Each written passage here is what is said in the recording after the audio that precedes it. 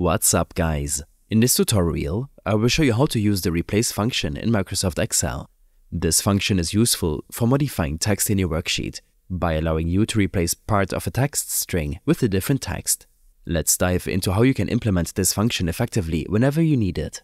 First, let's start with where to find and how to apply the replace function. Go to your Excel worksheet and click on a cell where you want to perform your first replace function. Begin by typing equals replace open bracket to initiate the function. Excel will prompt you with the parameters needed to perform the replacement. The replace function requires 4 parameters. The old text. This is the text string that contains the text you want to replace. You can either reference a cell that contains the text or type the text directly into the formula. In our example, let's say that the old text is in cell A1. The start number. This parameter specifies at which character the old text in the replacement should begin. For instance, if you want to start replacing the third character, you would enter 3. Number of characters. This tells Excel how many characters in the old text should be replaced. If you want to replace 3 characters starting from the third character, you would enter 3. The new text.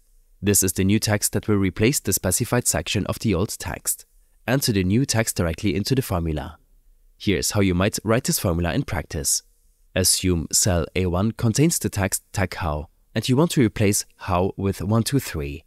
You would enter the formula like this: equals replace open bracket A1 5 3 123 close bracket. This tells Excel to start at the 5th character of TechHow. Replace the next 3 characters how with 123, resulting in the text Tech123.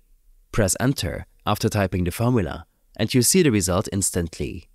If you ever need to adjust which characters are replaced, simply change the start number of the number of characters in your formula. The replace function is a powerful tool for data manipulation, especially useful in data cleaning processes where you need to correct or standardize text entries. I hope this helped you out. Leave a comment if you have any questions and see you in the next one.